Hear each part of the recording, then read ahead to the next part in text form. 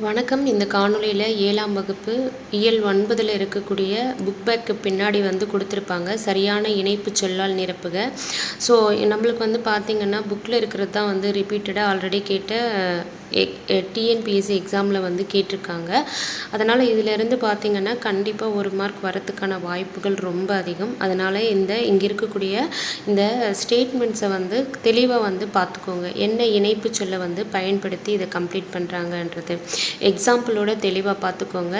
ஃபஸ்ட்டில் பாருங்கள், காய்த்தை மில்லத்து எடுத்துக்காட்டு கொடுத்துருக்காங்க. காய்த்தை மில்லத்தவர்கள் மகிழுந்தில் பயணம் செய்வதை விரும்பாதவர். ஏனெனில், ஸோ ஏனெனில் என்ற இணைப்பு சொல்லை பயன்படுத்தியிருக்காங்க. அவர் எளிமையை விரும்பினார்.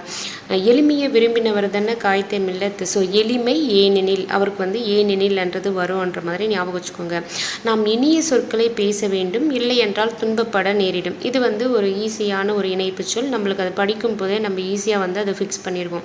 நம்ம இனிய சொற்களை பேசணும், இல்லைன்னா என்ன பண்ணுவோம், துன்பப்பட நேரிடும். ஸோ இல்லை என்றால், இல்லைன்னன்றது இல்லை என்றால். அடுத்து பாருங்கள், குயிலுக்கு கூடு கட்ட தெரியாது, ஆகையால் காக்கையின் கூட்டில் முட்டையிடும். ஸோ காக்கையின் கூட்டில் முட்டையிடுமா, காக்கை ஆகை, அந்த கை வருதா. ஸோ ஆகையால்ன்றது வரும்ன்றதை அதை கம்பேர் பண்ணி ஞாபகம் வச்சுக்கோங்க. அதிக அளவில் மரங்களை வளர்ப்போம்.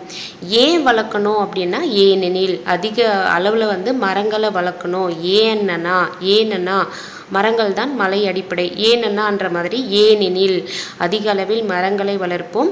ஏனெனில் மரங்கள் தான் மலைக்கு அடிப்படை. பிறருக்கு கொடுத்தலே செல்வத்தின் பயன். எனவே பிறருக்கு கொடுத்து மகிழ்வோம். ஸோ இதை அப்படியே படிச்சிருங்க. பிறருக்கு கொடுக்கறது தான் நம்மக்கிட்ட இருக்கக்கூடிய செல்வத்தின் பயன். எனவேன்றது வரும். ஸோ எனவே பிறருக்கு கொடுத்து மகிழ்வோம். தமிழகத்தின் மழை பெய்து வருகிறது, மேலும் 2 நாள் மழை நீடிக்கும் என வானிலை ஆய்வு மையம் அறிவிச்சிருக்காங்கன்றதை சொல்லியிருக்காங்க. ஸோ இந்த ஃபஸ்ட்டு ஒன் நம்ம அதை படிக்கும் போதே போட்டுருவோம். நடுவில் இருக்கக்கூடிய 2nd, 3rd, 4th, அப்புறமா எடுத்துக்காட்டில் ஏனெனில்ன்றது வரும்ன்றதையும் ஞாபகம் வச்சுக்கோங்க. ஸோ காய்த்த மில்லத் அவர் எளிமையை விரும்பினார், எளிமை ஏனெனில் அப்படின்ட்டு அந்த ரைமிங்லேயும் அதிக அளவில் மரங்களை வளர்ப்போம். ஏனெனில்னா மரங்கள் தான் மலைக்கு அடிப்படை. அதுவும் நல்லா பார்த்துக்கோங்க, அழுத்தம் கொடுத்து பார்த்துக்கோங்க. பிறருக்கு கொடுத்தலே செல்வத்தின் பயன். எனவே பிறருக்கு கொடுத்து மகிழ்வோம்.